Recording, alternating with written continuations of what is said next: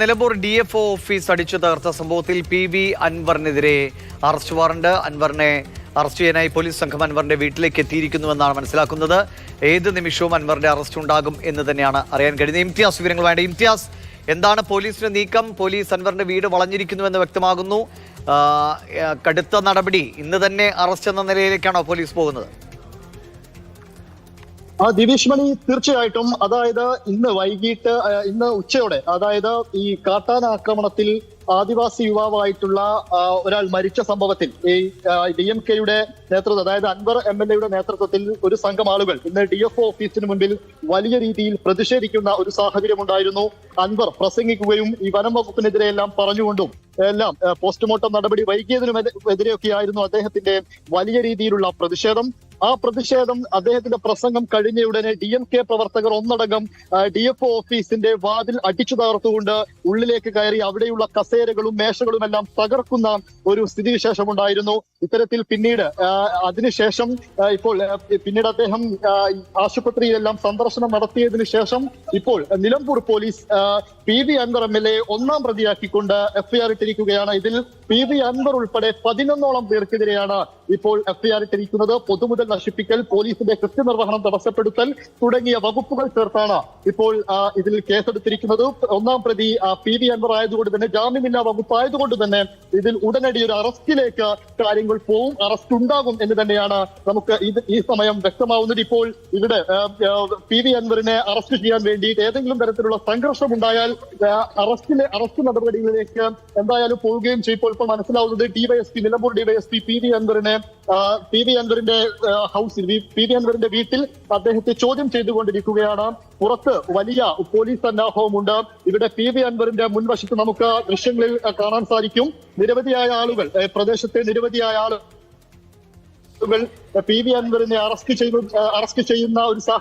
ചെയ്യാൻ പോകുന്ന ഒരു സാഹചര്യത്തിൽ ഇവിടെ നിരവധിയായ ആളുകൾ കൂടി നിൽക്കുന്നുണ്ട്. ഏതെങ്കിലും തരത്തിലുള്ള സംഘർഷമുണ്ടായാൽ ആ രീതിയിൽ ഒരു കർശന സുരക്ഷ എന്ന രൂപത്തിൽ തന്നെയാണ് പോലീസ് അടക്കമുള്ള ഒരു വലിയ സംഘത്തെ ഇവിടെ വിന്യസിച്ചിരിക്കുന്നത്.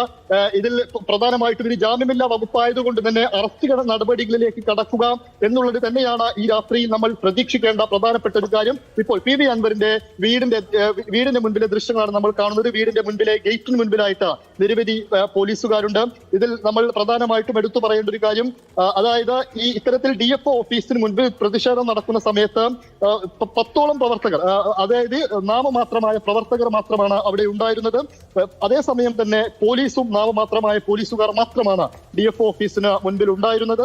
അവിടെ ഒരു പ്രസംഗം ഉണ്ടാവുന്ന പ്രസംഗത്തിന് ശേഷമാണ് അപ്രതീക്ഷിതമായി DMK പ്രവർത്തകർ ഓഫീസ് അടിച്ചു തകർക്കുകയും ഉള്ളിലേക്ക് കയറി അവിടെയുള്ള മേശകളടക്കമുള്ള സംവിധാനങ്ങൾ നശിപ്പിക്കുകയും ചെയ്തത്.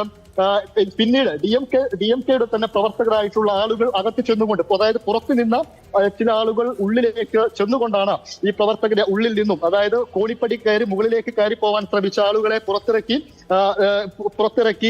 റോഡിലൂടെ പ്രതിഷേധമായി പിന്നീട് ജില്ലാ ആശുപത്രി പരിസരത്തേക്ക് ഇവർ ജാതിയായി പോകുന്ന ഒരു സാഹചര്യമൊക്കെ ഉണ്ടായത്. ഇതിൽ PV അൻവർ പ്രധാനമായിട്ടും ഈ കാട്ടാനയുടെ ആക്രമണത്തിൽ ഈ ആദിവാസി യുവാവ്, 37 വയസ്സുള്ള ആദിവാസി യുവാവ് മരിച്ച സംഭവത്തിൽ അദ്ദേഹത്തിന്റെ ഒരു പ്രധാന ആരോപണ വിഷയം, പ്രധാനമായും അദ്ദേഹം ഉന്നയിച്ചിരുന്ന ഒരു വിമർശനം എന്ന് പറയുന്നത് അദ്ദേഹത്തിന്റെ പോസ്റ്റ്മോർട്ടം നടപടികൾ വൈകി.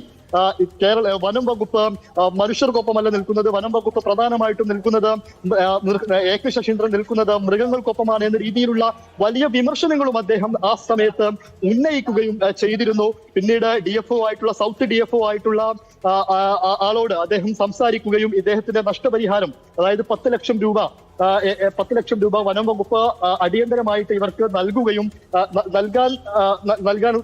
നൽകുമെന്ന് മന്ത്രി അറിയിക്കുകയും അതിൽ അടിയന്തരമായി 5 ലക്ഷം രൂപ ആദ്യഘട്ടത്തിൽ തന്നെ നൽകുമെന്ന ഉറപ്പൊക്കെ DFOയുമായി സംസാരിക്കുന്ന ഒരു സാഹചര്യമൊക്കെ ഉണ്ടായിരുന്നു. എന്തായാലും ഇന്ന് നേരത്തെ തന്നെ ഈ വനനിയമ ഭേദഗതിക്കെതിരെയൊക്കെ ഇന്നൊരു ജാഥ നടത്താനുമൊക്കെയായിരുന്നു അദ്ദേഹം പദ്ധതിയിട്ടിരുന്നത്. ഈ കാട്ടാന ആക്രമണത്തിൽ യുവാവ് മരിച്ച സാഹചര്യത്തിൽ അതെല്ലാം ഒഴിവാക്കി ഇനി മറ്റൊരു ദിവസം ഈ ജാഥയിലേക്ക് കടക്കാം എന്നെല്ലാം പറഞ്ഞാണ് ഈ പ്രതിഷേധത്തിന് ശേഷമെല്ലാം അദ്ദേഹം ഇവിടെ നിന്ന് മടങ്ങിയത്. ഇപ്പോൾ ഇന്ന് വൈകിട്ടോടുകൂടി നിലമ്പൂർ പോലീസ് FIR ഇട്ടിരിക്കുന്നു.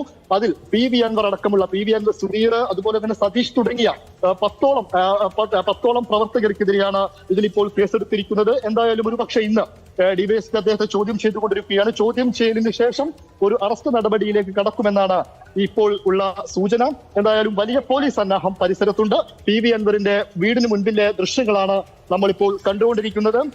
നിരവധിയായ മനുഷ്യർ ഈ ഭാഗത്ത് തടിച്ചുകൂടിയിട്ടുമുണ്ട്. എന്തായാലും അറസ്റ്റ് നടപടിയിലേക്ക് കടക്കുകയാണെങ്കിൽ ഒരു പക്ഷേ അദ്ദേഹത്തിന്റെ താല്പര്യമുള്ള അദ്ദേഹത്തിന്റെ എല്ലാം ഇവിടെ ഉള്ളത് കൊണ്ട് അത് ഏതെങ്കിലും രീതിയിലേക്കുള്ള സംഘർഷത്തിലേക്കോ മറ്റോ പോവുകയാണെങ്കിൽ അത് നിയന്ത്രിക്കാനുള്ള പോലീസും ഇവിടെ സജ്ജമാണ്.